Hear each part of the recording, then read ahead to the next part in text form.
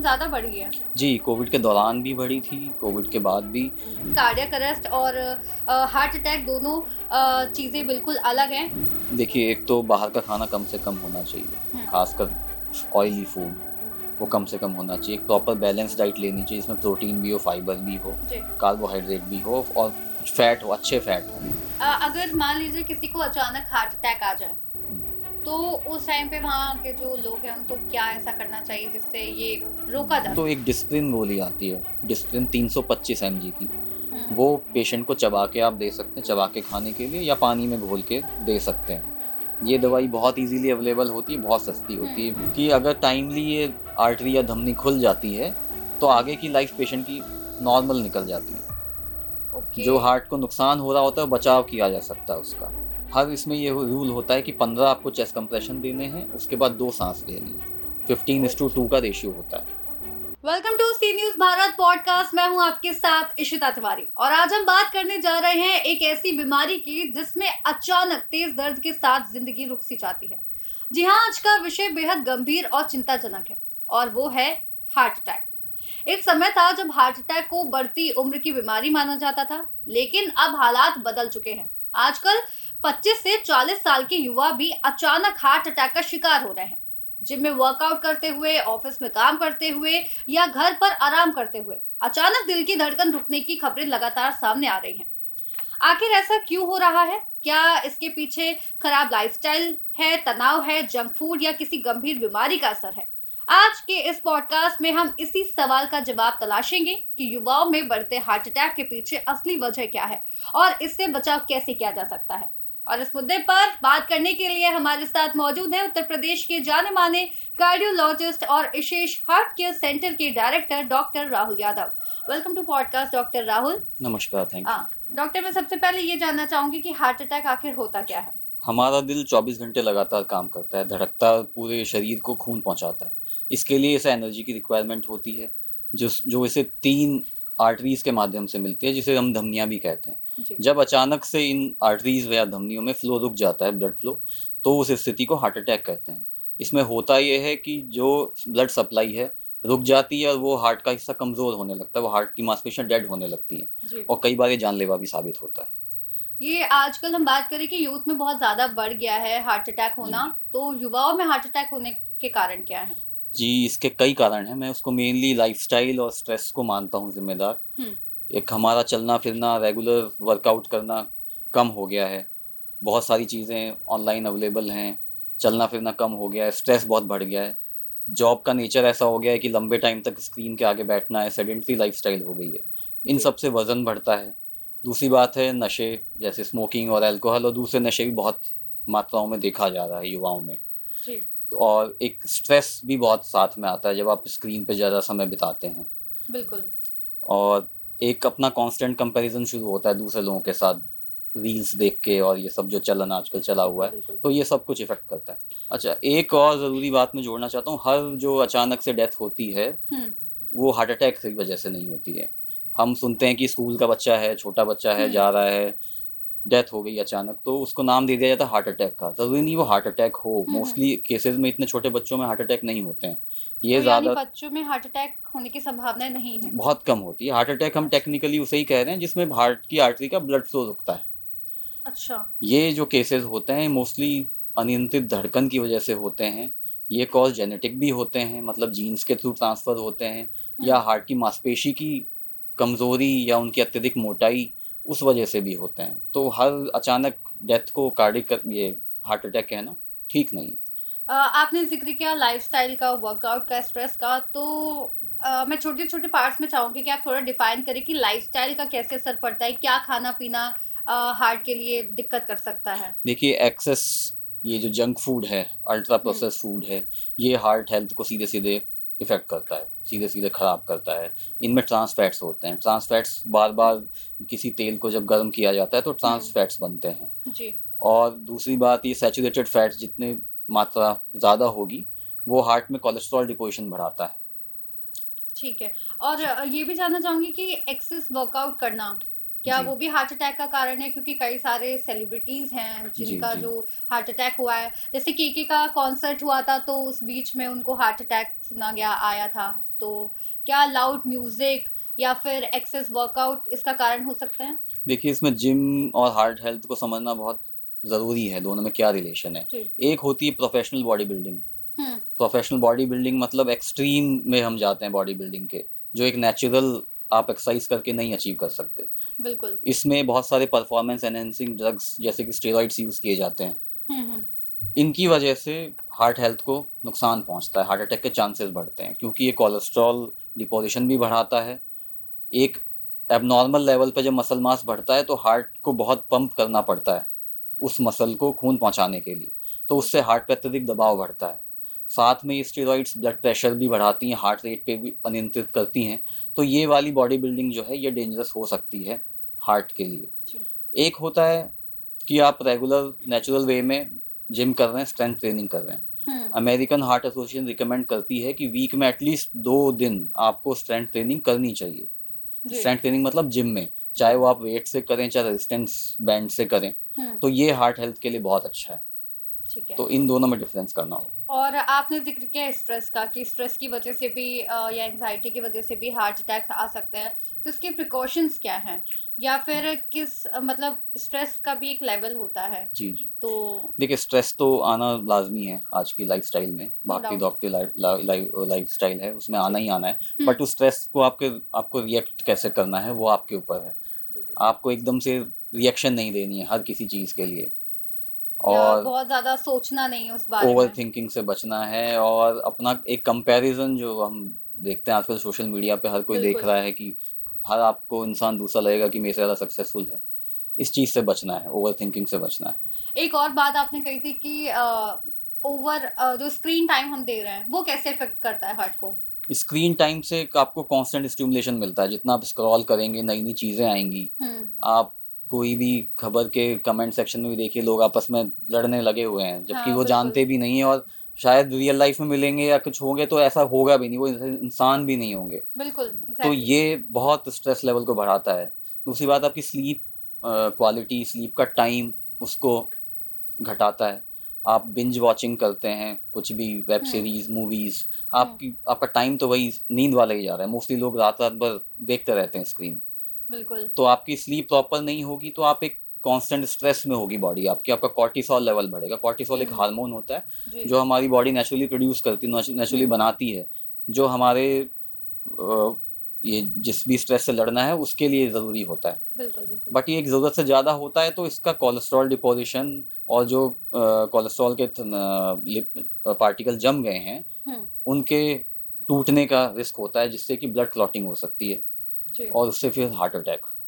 तो एक और चीज कि क्या कोविड के बाद ये प्रॉब्लम ज्यादा बढ़ी है? जी, कोविड के दौरान भी बढ़ी थी, कोविड के बाद भी।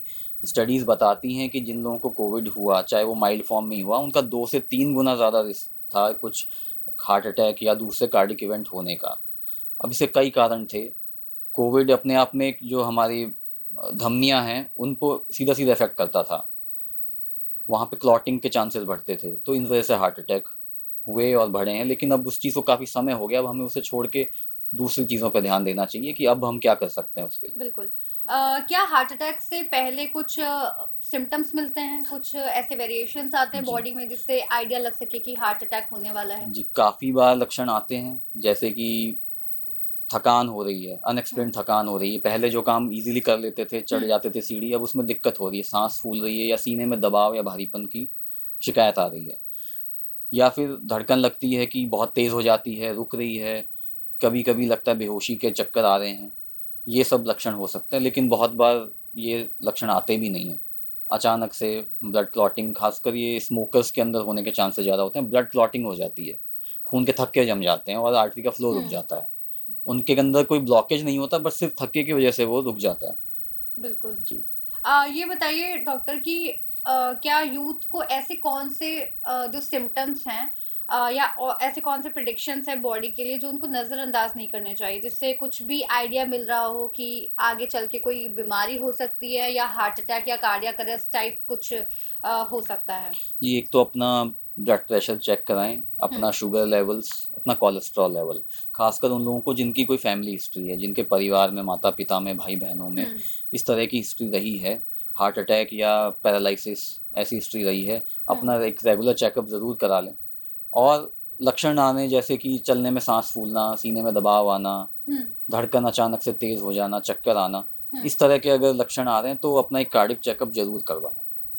ये मतलब आपने जैसे जिक्र किया कि पैरालिसिस का अटैक है घर में या किसी को भी आपके फैमिली में कुछ पड़ा, तो ये जेनेटिक भी हो सकता है हार्ट अटैक? बिल्कुल जेनेटिक हो सकता है। कुछ ऐसे जीन्स होते हैं जो ब्लड क्लॉटिंग को बढ़ाते हैं, नॉर्मल इंसान से ज़्यादा ब्लड क्लॉटिंग होने के चांसेस होते हैं।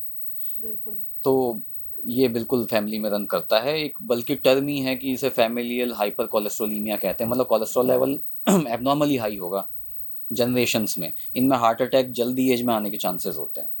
बिल्कुल। हम डॉक्टर राहुल से ऑफ स्क्रीन भी बात कर रहे थे, जहाँ पे हम ये बात कर रहे थे कि यूजुअली लोगों को लगता है कि हार्ट अटैक या फिर कार्डियक अरेस्ट सेम चीज़ है, बट हमें पता चला कि कार्डियक अरेस्ट और हार्ट अटैक दोनों चीज़ें बिल्कुल अलग हैं। तो डॉक्टर, मैं आपसे जानना चाहूँगी कि आप हमारी ऑडियंस को ये बताएं कि हार्ट अटैक कार्डियक अरेस्ट से कितना अलग है और इसको थोड़ा सा डिफाइन कीजिए। देखिए, कार्डियक अरेस्ट होता है जब हार्ट अपना धड़कना बिल्कुल बंद कर देता है, मतलब कोई उसमें एक्टिविटी नहीं होती, एकदम हार्ट रुक जाता है, उस स्थिति को कार्डियक अरेस्ट कहा जाता है। हार्ट अटैक जब वो स्थिति होती है जब हार्ट का ब्लड फ्लो रुक जाता है, जब हार्ट को खून मिलना बंद हो जाता है किसी एक आर्टरी से। हार्ट की 3 मेन धमनियाँ, 3 आर्टरी होती है जिससे हार्ट को खून मिलता है। अगर उसमें से किसी एक आर्टरी में अचानक से खून बहना बंद हो जाता है तो सीने में दर्द होता है, जो सबसे आम इसका लक्षण होता है। उस स्थिति को हार्ट अटैक कहा जाता है। उसमें ईसीजी में कुछ चेंजेस आते हैं और ब्लड के अंदर कुछ मार्कर्स होते हैं जो बढ़ जाते हैं, उस स्थिति को हार्ट अटैक कहा जाता है। बल्कि कार्डियक अरेस्ट होता है जिसमें हार्ट एकदम रुक जाता है। अब कार्डियक अरेस्ट का सबसे बड़ा कारण हार्ट अटैक होता है। हार्ट अटैक की वजह से कार्डियक अरेस्ट होता है जिसकी वजह से डेथ हो जाती है। लेकिन इसके और भी कारण होते हैं कार्डियक अरेस्ट होने के, जैसे कि धड़कन अनियंत्रित होना, अरिथमियाज जिसे कहा जाता है। किसी का हार्ट अगर वीक है, पंपिंग क्षमता कम है, हार्ट की मांसपेशी की बीमारी है, तो उसमें होने के चांसेस ज़्यादा होते हैं। इसमें अचानक से हार्ट बहुत तेज़ धड़कता है और फिर रुक जाता है, ये एक कार्डियक अरेस्ट का कॉज होता है। एक होता है कि धड़कन बननी ही बंद है, बीमारी जो हार्ट का नेचुरल पेसमेकर है वो कमज़ोर पड़ने लगा है और वो गैप बहुत धड़कन धीमी चल रही है। अच्छा। अगर उसका समय पे इलाज नहीं होता तो वो एक कार्डियक अरेस्ट का कारण हो सकता है। एक हम सुनते हैं पल्मोनरी एम्बोलिज्म, एक बीमारी होती है जिसमें लंग्स की जो आर्टरी होती है जो फेफड़ों को जाती है, वहाँ पे अचानक से क्लॉट फंस जाता है। ये जनरली पैर के रास्ते, पैर की नसों से ये क्लॉट ट्रैवल करता है।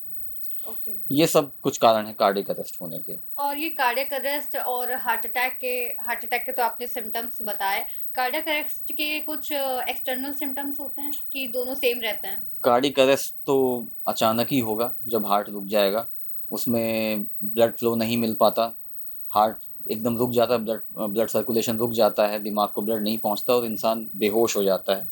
अगर समय रहते सीपीआर, कार्डियोपल्मोनरी रिससिटेशन नहीं की जाती है तो इंसान का बचना फिर मुश्किल है उसमें। बहुत सारे केसेस ऐसे गए हैं कि 25 से 40 साल की जो एक एज होती है, इसमें हार्ट अटैक आना बहुत आजकल तो नॉर्मल बात हो गई है। तो कौन से चेकअप्स हैं जो इस एज के लोगों को करवाते रहने चाहिए? देखिए, इसमें कोलेस्ट्रॉल सबसे इम्पॉर्टेंट है। Lipid profile, complete lipid profile होती है जिसमें 4 टेस्ट होते हैं, टोटल कोलेस्ट्रॉल, एलडीएल, एचडीएल और ट्राइग्लिसराइड। ये चेक कराने हैं। आपका शुगर लेवल चेक होना चाहिए, रैंडम, फास्टिंग, खाने के 2 घंटे बाद, और HbA1c 3 महीने का एवरेज, और अपना ब्लड प्रेशर, कम से कम ये टेस्ट होने चाहिए। ईसीजी करवाना चाहिए। जिनको कुछ हार्ट की हिस्ट्री है, अचानक से डेथ होनी, खासकर यंग एज में, उनको अपना इको भी करवाना चाहिए। 2D एको टेस्ट होता है, हार्ट का अल्ट्रासाउंड होता है। ओके। उससे ही पता लगता है हार्ट की मांसपेशी की कोई बीमारी तो नहीं है, क्योंकि ये बीमारियां भी फैमिली में रन करती हैं और ये अचानक डेथ होने के कारण होती हैं अपनी धड़कन की वजह से, ना कि हार्ट अटैक की वजह से। तो हम सिर्फ हार्ट अटैक को ना सोच के दूसरी चीज़ों पे भी हमें ध्यान देना चाहिए, खासकर यंग एज में जो ज़्यादा कॉमन कॉज होते हैं। बिल्कुल। उम्मीद है हमारे ऑडियंस ये पॉडकास्ट देख के ये सारे जो टेस्ट हैं वो करवाएंगे ताकि वो भी हेल्दी और फिट रह सके। ये बताइए कि हेल्दी और फिटनेस की हम बात करें तो लाइफस्टाइल में ऐसे कौन से चेंजेस करने चाहिए जिसकी वजह से हार्ट अटैक को रोका जा सके?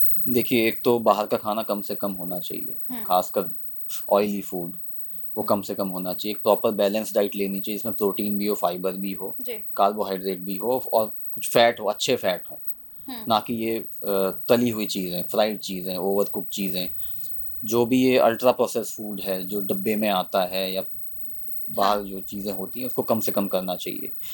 वॉकिंग एटलीस्ट डेली होनी चाहिए 7 से 10 हज़ार कदम। ओके।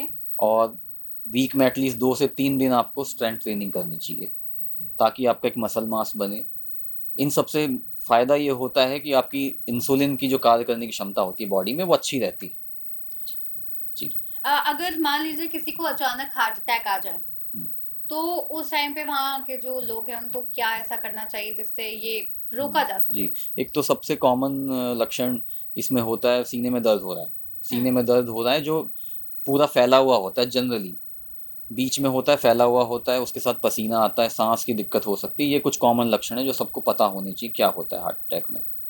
अगर ऐसा लग रहा है आपको तो एक डिस्प्रिन गोली आती है, डिस्प्रिन 325 mg की, वो पेशेंट को चबा के आप दे सकते हैं, चबा के खाने के लिए, या पानी में घोल के दे सकते हैं।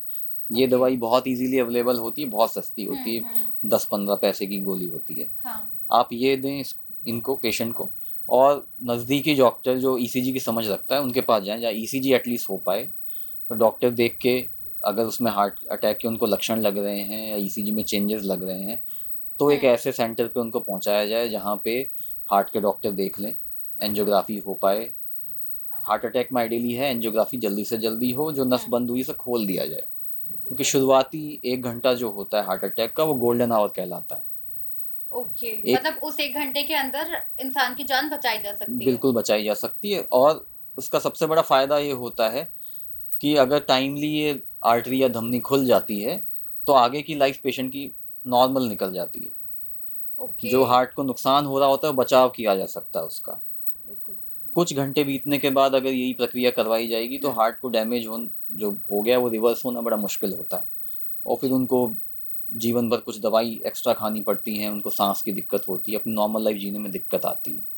और ये सीपीआर किस कंडीशन में दिया जाता है? जब इंसान एकदम अचेत पड़ा हुआ, रेस्पॉन्स नहीं कर रहा है, तो ये संभावना है कि मतलब उन्हें कार्डियक अरेस्ट हुआ है, कोई पल्स नहीं मिल रही है, उस स्थिति में सीपीआर करना होता है, वही एक विकल्प है उस टाइम पे। सीपीआर का थोड़ा सा प्रोसेस जो है वो थोड़ा सा एक्सप्लेन करके आप बता सकते हैं? क्योंकि देखिए, पहले तो जो भी जिनके साथ ये हुआ है, जो पेशेंट बेहोश हैं, उनको आप थोड़ा आसपास से भीड़ हटाएं, उनको सीधा लिटाना है और चेस्ट पे कंप्रेशन करने होते हैं इसके अंदर, और आपको मदद के लिए लोग भी बुलाना है क्योंकि आप अकेले नहीं कर पाएंगे। सीपीआर का रूल है कि वो लगातार करना है जब तक कि धड़कन ना लौट आए। एक इंसान को एम्बुलेंस को कॉल करेगा, दूसरे लोग उस टाइम पे सीपीआर करेंगे। सीपीआर में हार्ट प्रेस किया जाता है? हार्ट प्रेस किया जाता है और सांस दी जाती है। अगर सांस नहीं दे सकते तो कम से कम हार्ट प्रेस किया जाता है, सीने पे कंप्रेशन किए जाना चाहिए। ये दोनों सेम वर्क करते हैं? मुंह से सांस देते हैं और जो हार्ट को पुश करते हैं? हर इसमें ये रूल होता है कि 15 आपको चेस्ट कंप्रेशन देने हैं, उसके बाद 2 सांस देनी है। 15:2 का रेशियो होता है। ओके, 15 पंप एंड 2 बार ब्रेथ देना है। और 1 मिनट में आपको 100 कंप्रेशन देने हैं। ये सीपीआर, आइडियल सीपीआर इसको माना जाता है। तो उम्मीद है कि इस इंफॉर्मेशन से अगर किसी के सामने ऐसी सिचुएशन आती है तो उसको बहुत ज़्यादा हेल्प मिलेगी कि 15:2 से करना है या 1 मिनट में 100 पंप्स करके सीपीआर दिया जाता है। इसी के साथ मैं आखिरी सवाल आपसे करूंगी कि थोड़ा सा एक नटशेल में पूरा हार्ट अटैक और जो भी प्रिकॉशंस लेने चाहिए स्पेशली फॉर अवर यूथ, तो वो आप बता दीजिए।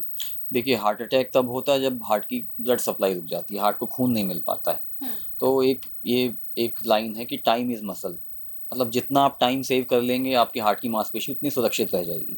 किसी को हार्ट अटैक हो ही गया है तो तुरंत वो नस को खोला जाना चाहिए। यही ट्रीटमेंट है, फर्स्ट लाइन ट्रीटमेंट यही है। जहाँ पे एक चीज़ संभव नहीं है, मान लीजिए किसी को गाँव में है, कोई पेरिफेरल सेंटर है जहाँ ये तुरंत कैथ लैब नहीं होती है। कैथ लैब हाँ। मतलब हम जो ओटी, एक तरह की ओटी हाँ। है, मशीन है जहाँ पे प्रक्रिया की जाती है, हर जगह अवेलेबल नहीं होती है। बिल्कुल। बड़े शहर में ही होती है, या फिर आजकल तो छोटे शहरों में भी सब हो रहा है अवेलेबल। तो अगर ये अवेलेबल नहीं है तो कुछ इंजेक्शंस आते हैं ऐसे, कुछ दवाइयाँ होती हैं, ब्लड थिनर्स होते हैं, जिनको कि टाइमली लगा दिया जाए तो भी आप 60 से 70% चांसेस हैं कि वो आर्टरी खुल खुल सकती है। सकती है। बट ये किसी हेल्थ सेंटर पे ही होगा, किसी डॉक्टर के पास ही होगा। अगर नेचुरल प्रोसेस करना तो आप क्या कर सकते हैं? मतलब लाइकवाइज अगर वहाँ पे इंजेक्शन अवेलेबल नहीं है तो? इंजेक्शन अवेलेबल नहीं है तो यही है, वहाँ पहुँचा जाए जहाँ पे इंजेक्शन अवेलेबल हो। ओके। और डिसिप्लिन जैसे मैंने बताया आपको, हम्म। ये सबसे पहले ये देनी चाहिए। अगर आप ये भी दे देंगे तो आप काफ़ी जान बचा सकते हैं। बहुत बहुत जी। शुक्रिया ये तमाम जानकारी हमारे साथ साझा करने के लिए डॉक्टर राहुल यादव। तो ये थी आज की हमारी खास बातचीत जिसमें हमने जाना कि हार्ट अटैक सिर्फ उम्र से जुड़ी बीमारी नहीं रह गई है, बल्कि आज के दौर में ये युवाओं के लिए भी गंभीर खतरा बन चुका है। डॉक्टर राहुल यादव ने हमें समझाया कि कैसे बदलती लाइफस्टाइल, बढ़ता तनाव, गलत खान पान और लापरवाही भी हमारे दिल की सेहत को धीरे धीरे नुकसान पहुंचा रहे हैं। साथ ही उन्होंने ये भी बताया कि समय रहते जागरूक होकर और अपनी आदतों में छोटे छोटे बदलाव करके हम इस खतरे से काफी हद तक बच सकते हैं। याद रखिए, हमारा दिल सिर्फ एक अंग नहीं है, बल्कि हमारी जिंदगी की धड़कन है। इसकी देखभाल करना हमारी सबसे बड़ी जिम्मेदारी है। अगर आपको ये जानकारी अच्छी लगी हो तो इसे अपने परिवार और दोस्तों के साथ जरूर शेयर करें, क्योंकि जागरूकता ही सबसे बड़ा बचाव है। इसी के साथ मैं इशिता तिवारी आपसे लेती हूँ इजाजत। मिलते हैं अगले पॉडकास्ट में और एक नए अहम विषय के साथ। तब तक के लिए स्वस्थ रहिए, सतर्क रहिए और अपने दिल का ख्याल रखिए।